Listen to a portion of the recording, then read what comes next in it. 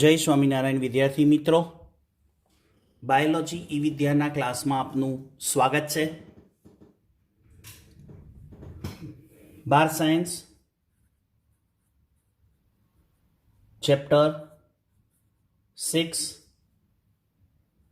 આનુવંશિકતાનો આણ્વીય આધાર આપણે શીખવાનો છે।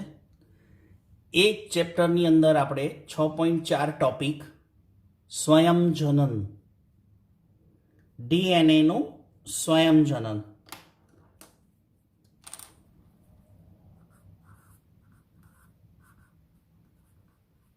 હવે આ ડીએનએનું સ્વયંજનન છે ને, એને આપણે બીજા શબ્દો ઉપયોગ કરવા હોય તો કરી શકાય આણ્વીય પ્રજનન। સ્વયંજનનનો અર્થ શું કરશો? સ્વયં એટલે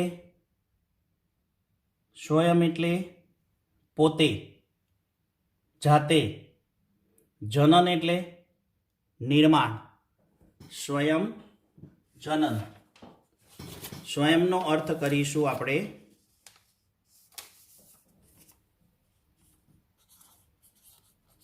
સ્વયં વત્તા જનન। સ્વયં એટલે એનો અર્થ પોતે, જાતે, અને જનન એટલે નિર્માણ। તો એનો અર્થ થયો પોતાનામાંથી જ પોતાનું નિર્માણ, એટલે ડીએનએનું સ્વયં જનન। એટલે આવી રીતે કંઈક બતાવી શકાય।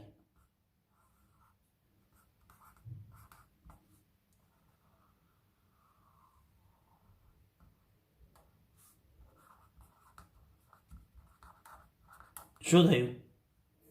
ડીએનએમાંથી જ ડીએનએનું નિર્માણ થાય, એને આપણે સ્વયંજનન કહીએ।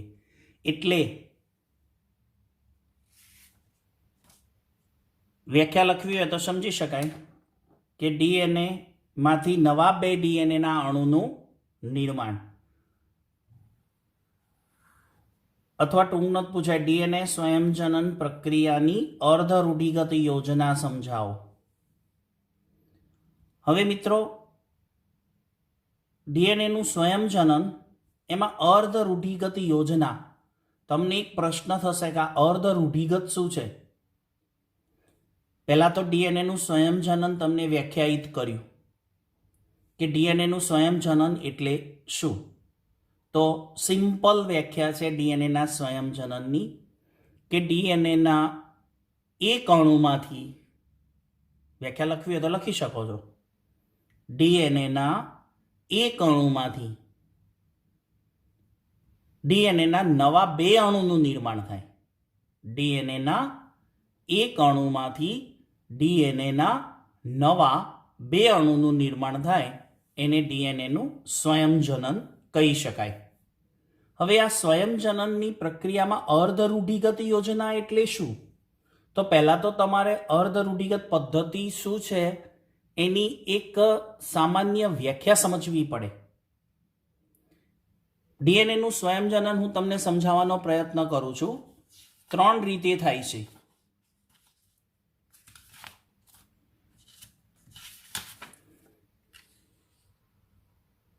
ડીએનએનું સ્વયંજનન ત્રણ રીતે થાય છે। જો એક પહેલી પદ્ધતિ છે,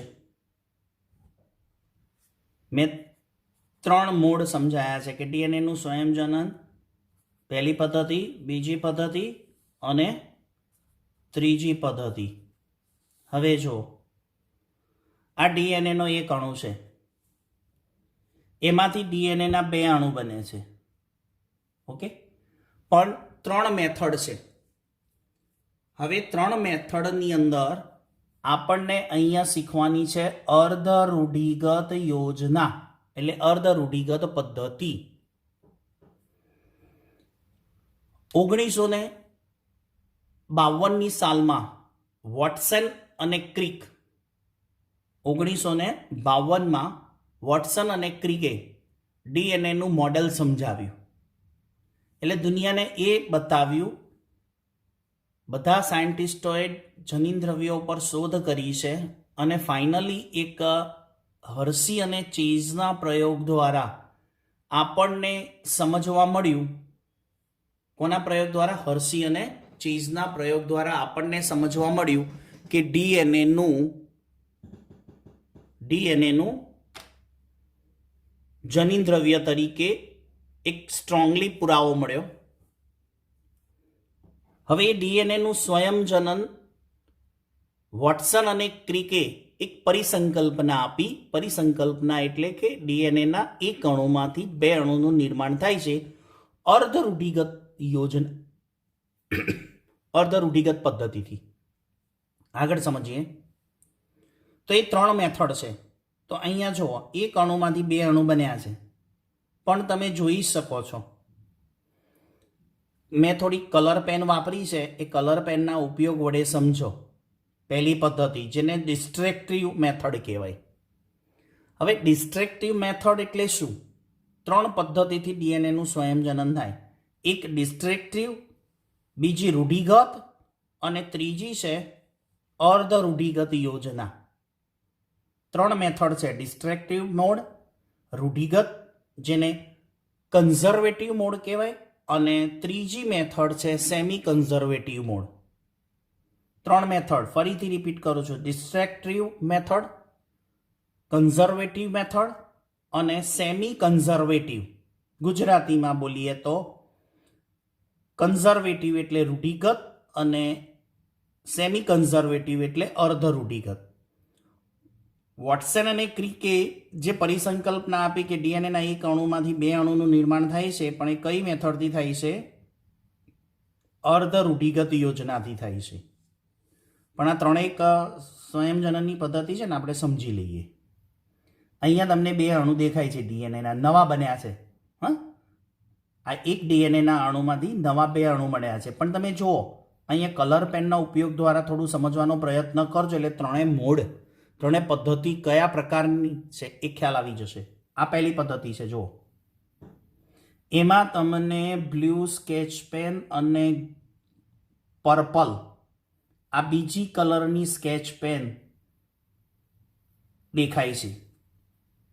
એના એમ સમજવાનું છે કે નવા બનેલા બે ડીએનએના જે અણુ છે એમાં એક ટુકડો જૂનો અને એક ટુકડો નવો છે. હે ને? અહીંયા આગળ બધા ટુકડા અલગ ટુકડા છે. એક જૂની શૃંખલાનો ટુકડો છે બ્લુ કલર, અને આ પર્પલ છે ને નવો ટુકડો છે. એટલે આવી રીતે જે બને છે એને ડિસ્ટ્રેક્ટિવ મેથડ કહેવાય છે. જ્યારે આ રૂઢિગત પદ્ધતિમાં જુઓ તમે, કલર ઉપરથી આ કલરને ધ્યાનમાં આપો અને આ કલરને ધ્યાનમાં આપો. ડીએનએના બે અણુ બન્યા ખરા, આમાં પણ બે બન્યા હતા, આમાં પણ બે જ બનશે. 2 માંથી 4, 4 માંથી 8, આવી રીતે ડીએનએનું સ્વયંજનન થાય. જેને આપણે કયા તબક્કામાં ડીએનએનું સ્વયંજનન થાય? કોઈ કહેશે મને? કોષ ચક્રના, હા, સેલ સાયકલ સમજાવી દો ને. સેલ સાયકલના એસ તબક્કામાં, કયા? સિન્થેસિસ તબક્કામાં ડીએનએનું સ્વયંજનન થાય. એમાં રૂઢિગત પદ્ધતિ શું છે? તો અહીંયા ડીએનએનો એક અણુ જુઓ અને આ બીજો અણુ જુઓ. એક અણુમાં આ બે શૃંખલાઓ છે ડીએનએની. આ જે બતાવ્યું છે ને, ડીએનએની એક શૃંખલા અને આ બીજી શૃંખલા કરવાની. 2 પોલીન્યુક્લિયોટાઇડ શૃંખલા, 5 to 3, 5 to 3. ખબર પડે છે ને? મેં આવી રીતે એક સિમ્પલ ભાષામાં સમજાવ્યું છે આકૃતિ દ્વારા. આ બંને શૃંખલાઓ જે છે એ જુઓ, અને આમાં બંને શૃંખલાઓ જુઓ, કલર ઉપરથી ઓળખો. એક ડીએનએ જેનો અણુ બન્યો એમાં બંને શૃંખલાઓ આ મુખ્ય ડીએનએ હતું એના જેવી જ છે. જ્યારે આવા ડીએનએનો અણુ બન્યો એમાં નવી બે જે શૃંખલાઓ બની એ તદ્દન અલગ પ્રકારની છે. એટલે એક ડીએનએનો અણુ પિતૃ જેવો છે સંપૂર્ણ, જ્યારે બીજો ડીએનએનો અણુ એ કેવો છે? તદ્દન જુદા પ્રકારનો છે. બે અણુ બન્યા ખરા, પણ એને રૂઢિગત પદ્ધતિ કહેવાય. અર્ધ રૂઢિગત પદ્ધતિમાં શું છે? એક શૃંખલા પિતૃ ડીએનએ જેવી છે, મુખ્ય ડીએનએ જેવી, અને જ્યારે સામે નવી શૃંખલા બને, એ નવી શૃંખલા એ તદ્દન નવનિર્મિત શૃંખલા છે, નવી નિર્માણ પામેલી. તો આ બંને અણુ બને એમાં જુઓ, એક છે પિતૃ શૃંખલા. પિતૃ શૃંખલા એટલે શું કહેવાય? મુખ્ય ડીએનએના જેવી છે. જ્યારે સામેની શૃંખલા છે એ કેવી છે? નવનિર્મિત, એટલે નવી નિર્માણ થયેલી શૃંખલા છે. તો આના દ્વારા જે બે અણુ બન્યા, આ પદ્ધતિને સેમી કન્ઝર્વેટિવ એટલે કે અર્ધ રૂઢિગત પદ્ધતિ તરીકે ઓળખી શકાય. આને કહેવાય ડીએનએનું સ્વયંજનન, એક અણુમાંથી બે અણુનું નિર્માણ. અહીંયા જે મેથડ છે એને આપણે અર્ધ રૂઢિગત યોજના કહીશું. તો પહેલા શું થાય કે ડીએનએની બંને શૃંખલાઓ એકબીજાથી છૂટી પડે.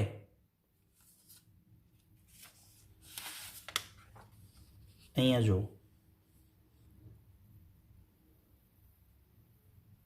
આ શું હોય? ન્યુક્લિયોટાઇડ, જેને આપણે શું કહીએ? વચ્ચે નાઇટ્રોજન બેઝ છે.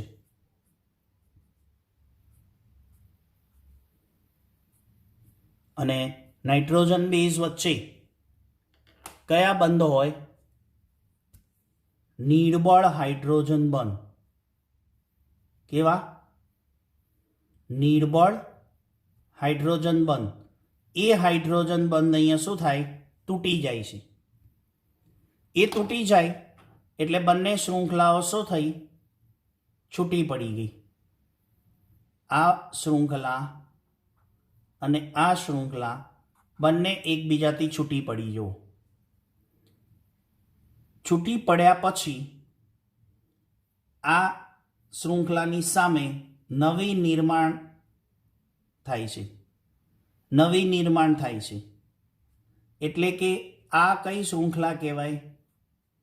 બ્લુ સ્કેચ પેન વાળી પિતૃ શૃંખલા. અને આ શૃંખલા કઈ કહેવાય? જે સામે નવી બનીએ, નવી નિર્માણ થયેલી શૃંખલા, એટલે નવનિર્મિત શૃંખલા, નવનિર્માણ શૃંખલા કહેવાય. તો આ ડીએનએના જે બે અણુ બન્યા એમાં એક શૃંખલા તમને શું દેખાય છે? પિતૃ છે. અને સામે બીજી બની એ કેવી છે?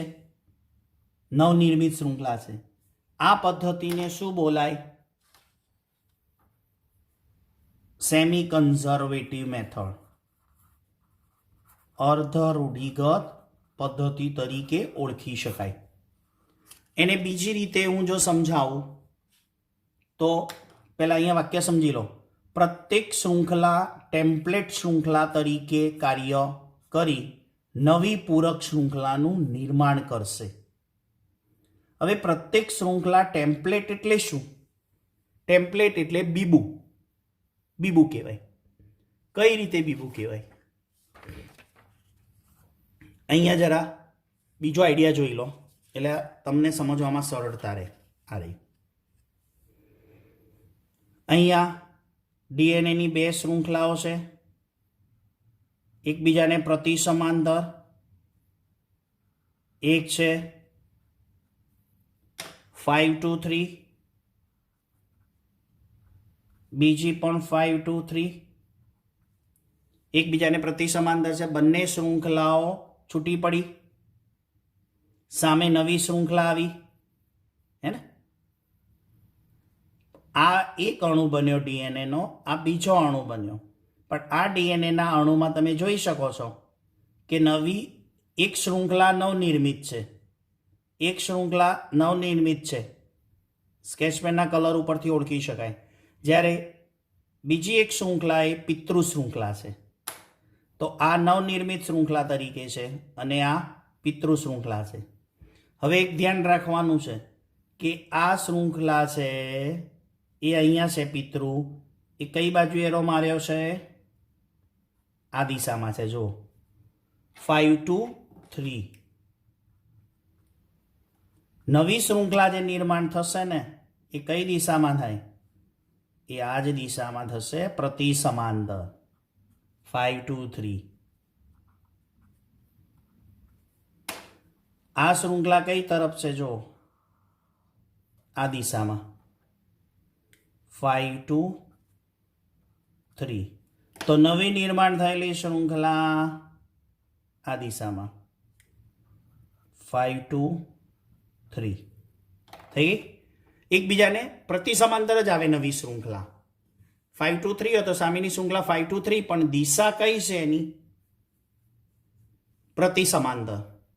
હવે અહીંયા જે શબ્દ લખ્યો કે પ્રત્યેક શૃંખલા ટેમ્પલેટ તરીકે વર્તે, એટલે આ બે શૃંખલાઓ જ્યારે છૂટી પડે છે, આ બે શૃંખલાઓ જ્યારે છૂટી પડી ત્યારે આ જૂની જે પિતૃ શૃંખલા છે એ પિતૃ શૃંખલા ટેમ્પલેટ તરીકે વર્તે. ટેમ્પલેટ એટલે શું?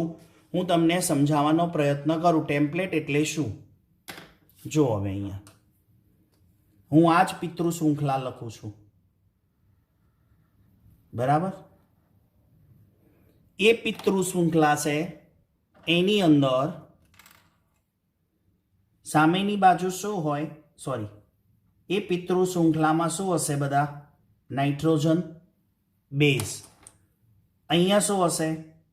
આપણે નાઇટ્રોજન બેઝ લખીએ, A G G C C T A T G. કોઈ પણ હોય ને ક્રમ, કોઈ પણ ક્રમ હોય ને. હવે જુઓ, આ પિતૃ શૃંખલા છે, બરાબર? બ્લુ સ્કેચ પેન જ વાપરી છે એટલે આપણને આઈડિયા આવે તમને. હવે આને ટેમ્પલેટ કહેવાય. પિતૃ શૃંખલા ટેમ્પલેટ એટલે બીબા તરીકે વર્તે. ટેમ્પલેટ કેમ કહેવાય? નવી શૃંખલા જે બને છે ને એની માહિતી આપી. સામે આ નવી શૃંખલા જે બનવાની છે ને એની માહિતી કોણ આપશે? આ પિતૃ શૃંખલા આપશે, એટલે એને ટેમ્પલેટ કહેવાય. પિતૃ શૃંખલાને ટેમ્પલેટ કહેવાય. કેમ? નવી શૃંખલા બનવા માટેની માહિતી આપે છે. કેવી માહિતી? તો તમે જુઓ, અહીંયા તમે એ છે તો શું મૂકશો? ડીએનએમાં સામે શું આવે? ટી. અહીંયા જી છે તો સી, જી છે તો સી, સી છે તો જી, સી છે તો જી, ટી છે તો એ છે તો ટી, ટી છે તો એ, જી છે તો સી. આ જે ન્યુક્લિયોટાઇડના ક્રમ મેં જે ગોઠવ્યા એ કોને આધારે ગોઠવ્યા? કોઈ કહેશે મને? આ જૂની શૃંખલા છે, પિતૃ શૃંખલા છે, એને આધારે મેં ગોઠવ્યા. ઓકે, તો નવી જે નિર્મિત શૃંખલા થઈ એ કોને આધારે તૈયાર થઈ? પિતૃ શૃંખલાને આધારે તૈયાર થઈ. ઓકે, તો આ નાઇટ્રોજન બેઝ જે ગોઠવાઈ છે એ કોને આધારે સામે સિક્વન્સ આવી? પિતૃ શૃંખલાએ માહિતી આપી ત્યારે. એટલે આ પિતૃ શૃંખલાને, જૂની શૃંખલાને આપણે ટેમ્પલેટ પણ કહીશું. ટેમ્પલેટ એટલે નવી નિર્માણ થવા માટેની, નવી શૃંખલા નિર્માણ થવાની માહિતી આપે છે. તો એ અને ટી વચ્ચે કયા બંધ? 2 3 3. સીજી વચ્ચે 3 હાઇડ્રોજન બંધ, 3 2 2 2 3. થઈ ગઈ. સેમ આવી રીતે આ બાજુ પણ પિતૃ શૃંખલા ટેમ્પલેટ તરીકે વર્તે અને નવી શૃંખલા બનવા માટેની માહિતી આપે. તો આ શૃંખલાને આપણે શું કહીશું? ટેમ્પલેટ શૃંખલા કહેવાય. કઈ શૃંખલા કહેવાય? ટેમ્પલેટ શૃંખલા. ખ્યાલ આવી ગયો? એટલે એને બીબા તરીકે કહેવાય, બીબુ કહેવાય. આગળ, નવા નિર્માણ થયેલા 2 ડીએનએના અણુમાં, નવા નિર્માણ થયેલા ડીએનએના 2 અણુમાં પ્રત્યેક ડીએનએના અણુમાં એક શૃંખલા પિતૃ અને બીજી શૃંખલા નવનિર્મિત. જે તમને અહીંયા સમજાવી દીધું. એક શૃંખલા પિતૃ અને બીજી શૃંખલા નવનિર્મિત શૃંખલા. ઓકે, સમગ્ર પ્રક્રિયા ડીએનએ સ્વયંજનનની શું કહેવાય? અર્ધ રૂઢિગત યોજના કહેવાય. શું કહેવાય? સેમી કન્ઝર્વેટિવ મેથડ કહેવાય. તો એનો અર્થ કે આવી સેમી કન્ઝર્વેટિવ મેથડ છે ને એ વોટસન ક્રિકની હાઇપોથિસિસ છે. હાઇપોથિસિસ એટલે વોટસન અને ક્રિકની એક પરિસંકલ્પના છે. એમને ડીએનએનું મોડેલ તો બનાવ્યું ઈસવીસન 1952 વોટસન અને ક્રિક એ ડીએનએનું મોડેલ રજૂ કર્યું, પણ સાથે સાથે એક પરિસંકલ્પના આપી. એ પરિસંકલ્પના શું હતી? કે ડીએનએનું સ્વયંજનન અર્ધ રૂઢિગત પદ્ધતિથી થાય છે. આ પરિસંકલ્પના હતી, ખાલી સંકલ્પના હતી. હવે એનું પ્રાયોગિક પ્રમાણ એટલે પ્રયોગો દ્વારા સાબિત કરવું એ અઘરું કામ હતું. વોટસન ક્રિકે તો મોડેલ શોધી કાઢ્યું, પણ મોડેલ શોધ્યા પછી એને એમ પણ કીધું કે ડીએનએનું સ્વયંજનન થાય છે પણ ડીએનએ દ્વારા જ થાય છે. પણ એ કઈ પદ્ધતિથી થાય છે? અર્ધ રૂઢિગત પદ્ધતિથી થાય છે. આવી એક સંકલ્પના આપી, એક કલ્પના આપી કે આવું કંઈ હોય છે, પણ એનું પ્રયોગ વગર વૈજ્ઞાનિકો માને ખરા? સાબિતી જોઈએ, પ્રાયોગિક સાબિતી હોય તો જ મનાય કે કઈ રીતે ડીએનએનું સ્વયંજનન થાય છે. સાબિતી આપો. ભલે તમે કહો કે અર્ધ રૂઢિગત પદ્ધતિ, તો અર્ધ રૂઢિગત, પણ એનું પ્રાયોગિક પ્રમાણ શું? તો વોટસન ક્રિક પછી 1953 એટલે કે એ અરસામાં 1953-54 સાલની અંદર બે સાયન્ટિસ્ટ આવે છે, મિસલ અને સ્ટાલ. એનો પ્રયોગ આવે છે. આના પછીના વિડીયોમાં આપણે એ જ જોવાનો છે, મિસલ અને સ્ટાલનો પ્રયોગ, જેની અંદર એમને પ્રાયોગિક પ્રમાણ શું આપ્યું? કે ડીએનએનું સ્વયંજનન અર્ધ રૂઢિગત પદ્ધતિથી થાય છે. એને વોટસન અને ક્રિકની જે પરિસંકલ્પના છે એનું પ્રાયોગિક પ્રમાણ આપ્યું, જેને આપણે આવતા વિડીયો લેક્ચરની અંદર સમજવાનું છે, જેની અંદર મિસેલ અને સ્ટાલ. ત્યાં સુધી સૌ વિદ્યાર્થી મિત્રોને HP સરના જય સ્વામિનારાયણ.